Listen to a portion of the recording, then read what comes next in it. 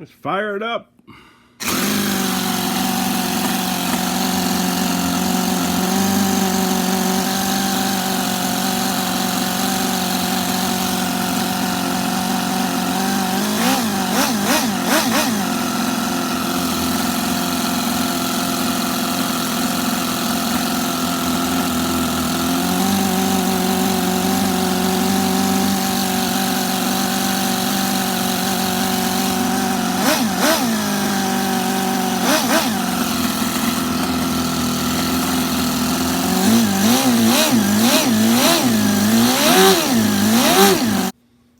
Hey guys, what's up? All right. Double Deuce back. Welcome to my channel, Radio Out of Control. Today, we're going to look at head gaskets versus the center support bearing for the Toyan L400. I think I'm onto something here, and let's get to it now. So, here's what I'm theorizing on, okay? This right here, I think, is a big help to eliminate this. Now, we've all dealt with this.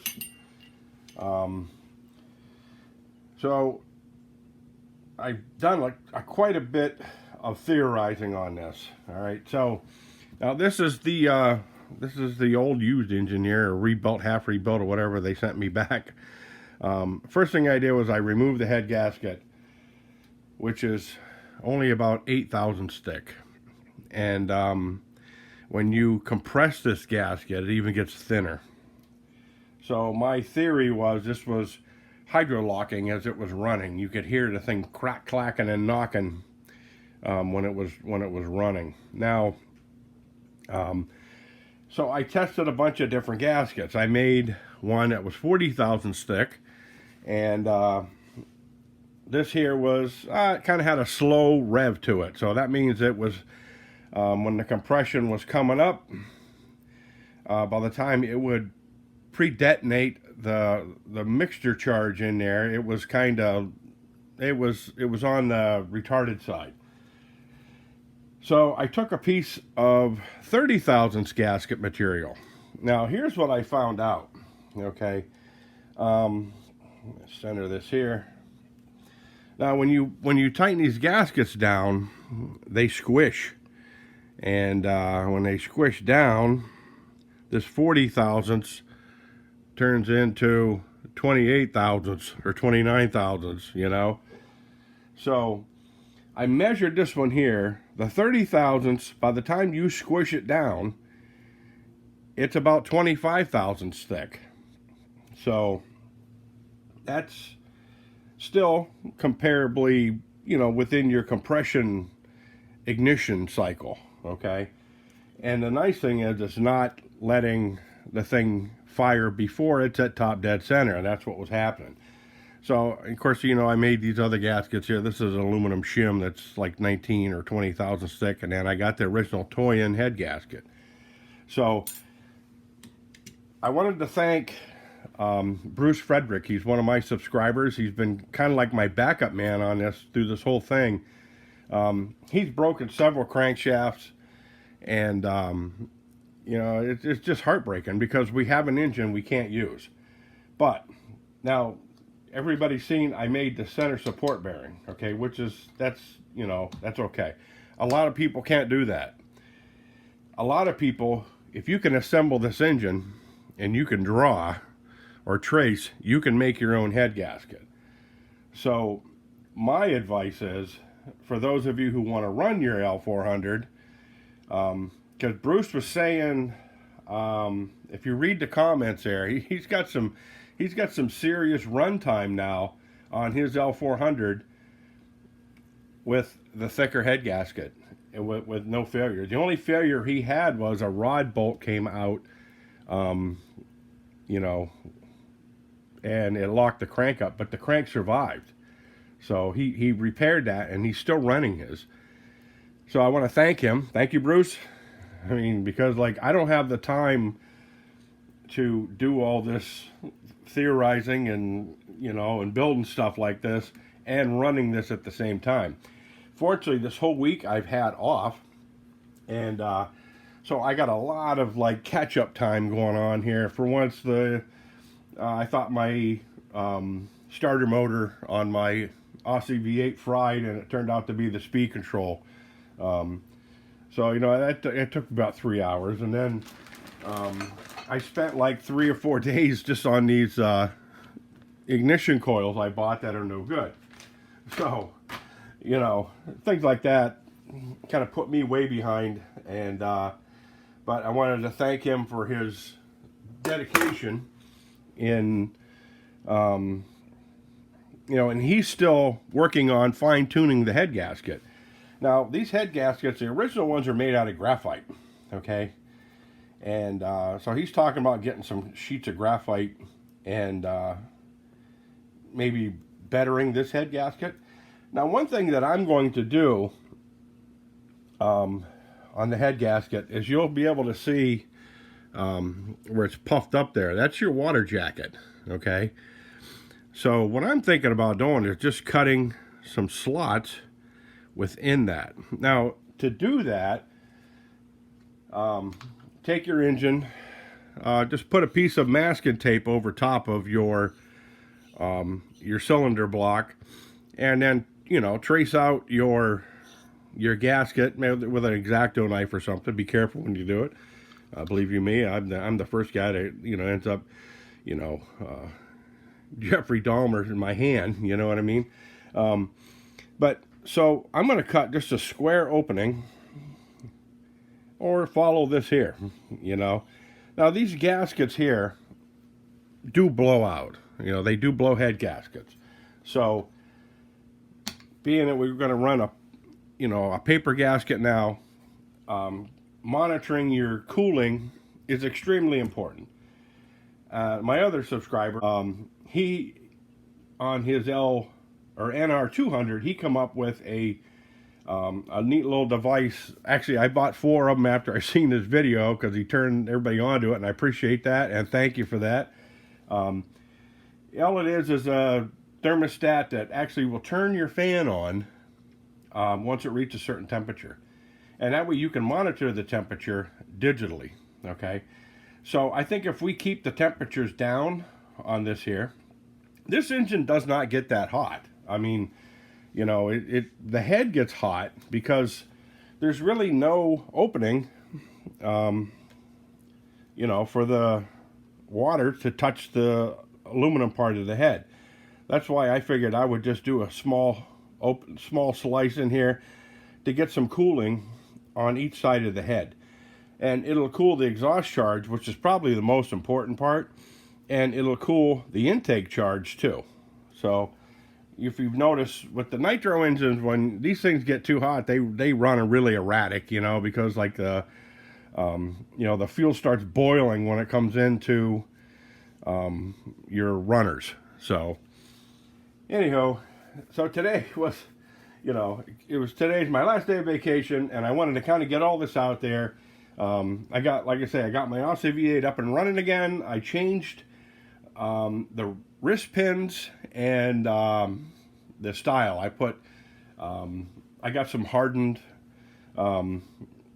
steel polish rod, and I used some brass couplers to make a shim, because what was happening was it was just beating the aluminum apart, and you know, that was just a minor problem there. I got that taken care of, but and I needed to move my car trailer today, because it's been in my backyard for about 7 years. It's a brand new trailer. It's never even been registered. My son bought it just before he passed away, and I put his 67 Z28 in there, and it's been sitting in the backyard there, and I noticed it was kind of leaning to one side, and so I went out and I grabbed my blazer, my military blazer, which is biz-ass stuff, hooked onto it, and I went to push it backwards and you know, just to kind of move it to a new spot and put it on some boards, and the leaf spring must have broken when it was setting there, because it wasn't broken when I put it there. And it was a shit show. It just ended up like wiping my hitch out on my truck.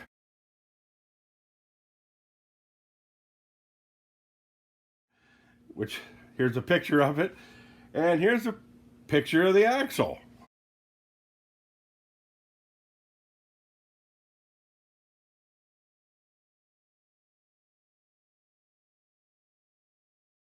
And it's like, so then I thought, well, you know, I'll go out and I'll fire up my convertible. So that fired right up without a problem. And that's been sitting there for probably 4 years without being really, you know, driven at all. Fired right up. And so I went to start the Benz, and guess what? Something happened there. It just cranks over and don't do nothing. It's dead. So, you know, I tried jumping it. It cranks over, and won't start. So apparently the fuel pump must have died in that. So I'm way behind on my projects. The more you have, the more maintenance you need to do. And so always remember that, guys. Keep your life simple. It's just so simple. But anyway, I'm going to go back to this. I'm going to continue on with making the center support bearing. And I have a small lathe. And what I'm going to do is I'm going to fix this in the lathe. And I'm going to try to grind this gingerly to hopefully where it's centered. I don't know how, if it's centered on these. It's going to have to be, because these are where the bearing rides. So if I can get these turning in the lathe and I can center these main bearings up by grinding them. I do have a 1/4-inch diamond stone that I bought when I was making my V8s, and I was grinding camshafts and crankshafts with that, so I'll have to get back to that. But another thing I wanted to touch on too, another theory I have. Okay, so this is basically a bruiser wheel hub or skateboard bearing. Okay, now you see how much larger it is compared to that. But here's what I noticed: there's no play in this at all. Where if you look at this bearing here, this is the small front one here, and you'll notice like look how much that thing rocks in just in the case itself, and that right there is going to cause all kinds of havoc here with these crankshafts when it's running, for the vibration, the inertia banging it up and down, and with this thing rocking back and forth. If you notice, the cranks always break forward, not backward. And that right there, I'm just kind of wondering if it's the stress on the belts, the bearing rocking back and forth. Now, I'm getting a new engine from Toyan, Sterling Kit contacted Toyan engine. This thing here they sent me don't have the front bearing mod in it where the bigger bearing is. And I'm just kind of wondering if they're using this style bearing in the front. So my thoughts are, you know, that'll help. That's why they were talking about putting a set screw against this bearing, which is a really bad idea. If anything, what they should have done when they built this engine, they should have just made a drop-in crank, you know, with mains. You could just drop the thing right in, bolt it to the sides. That way you can assemble all this stuff, because this is a real bugger to get on. The way I made mine, it bolts from the top down. So when you're fishing this crank in there, you got to kind of turn it at an angle and get in there with an Allen screw and tighten them up. And but if I may do this on one of these older engines. I may just cut this open, you know, drill tap, cut it open, and make so you can drop the crank in. And if we make these center supports here with bearings on them, we can bolt all them right on the crank. We can all drop it in, and we can just bolt it to the sides, and it's done. And then, you know, put our lower cover back on, or oil pan, whatever we want to call it. Now, my thoughts on the bearing: if the bearing was thicker, if you got a sealed bearing, these things leak anyway up front. So this seal, over time, you know, it gets really loose, and you get all kinds of oil coming out of there. But if this bearing was thicker, that would totally eliminate this here. Look at that thing. That is a lot. Now I remember Tim from Tim saying, when we were talking back and forth about doing upgrades to this, he suggested right off the bat I throw these bearings away and get high quality bearings for it.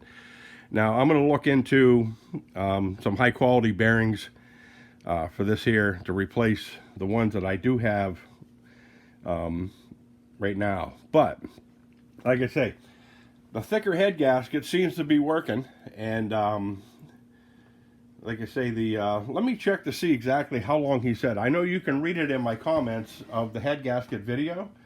And now, okay, I just found it. Bruce said he's got over 3 hours of run time with the thicker gasket.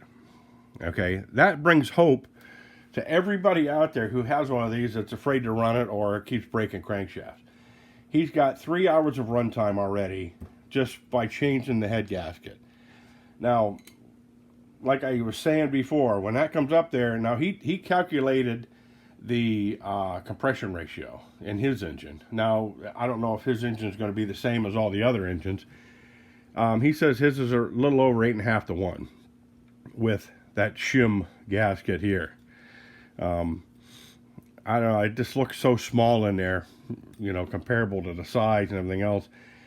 But he says the 30 thousandths brings it down around 7.5 to 1, which is still good comparable power for the engine. And being it's a 4-cylinder and it's a high performance engine. It's not just a regular, you know, engine. You can tell by the way this thing runs.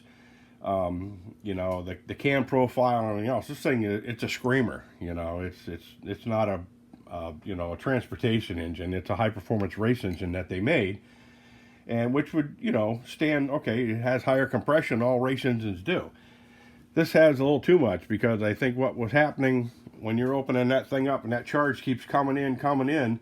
Like you say, the fuel ratio to air in that cylinder with alcohol or nitromethane is 50%. When you bring that up there and you only have a small little area there, it's basically, like I said before, it's just smashing this thing. You might as well not have no clearance and let that piston hit that head. That's basically what you're doing, and it directly comes down to this and breaks it. So there is hope out there for all you Toyan L400 owners. Go and get the Mr. Gasket gasket material, or Felpro, I should say. This is what I buy. It comes in different sheets. The gray is what you want to use for the 30 thousandths. That'll squish down to 25 after you bolt it on. It's Felpro 3060. Make your own gaskets, and like I say, you want to make other gaskets for the engine. You know, say you wanted to make cork gaskets for the oil pan. There's a thick sheet, a thin sheet, and you know, there's a lot of things you can do there. Now, most engines come with a spare head gasket. Mine came with, you know, all mine came with spares, and you can use that to trace out the new gasket on there with a pen, or you can use the tape method and just put some like 2-inch masking tape over that, and you can trace it out.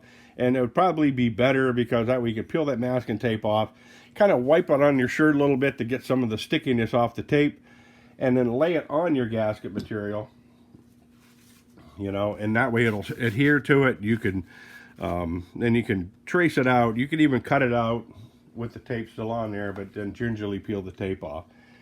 But add 2 slits to it on the sides in the water jacket area, you know, just so you get some physical water or antifreeze coming up to cool the cylinder head. That's my next mod. So anyways, like, share, subscribe if you want. There is hope for this engine out there. Like I say, Toyan is sending me a brand new one. And they claim all I have to do is put fuel in it. I guess I want to thank Steve from Black LA Mass there. He was basically the one that woke them guys up to these problems, because when he put his video out, I'm done with Toyan, you know, the shit hit the fan, and he had mentioned he had sent our emails of us discussing the problems with the engine and the problems with the lack of communication and all that. And I guess from what I understand, Toyan didn't know that I had over 12,000 subscribers, and that's all I do is these, the videos on these engines. So they jumped right on it, and they said, they got one that's all assembled with the new updated bearing. It's ready to run.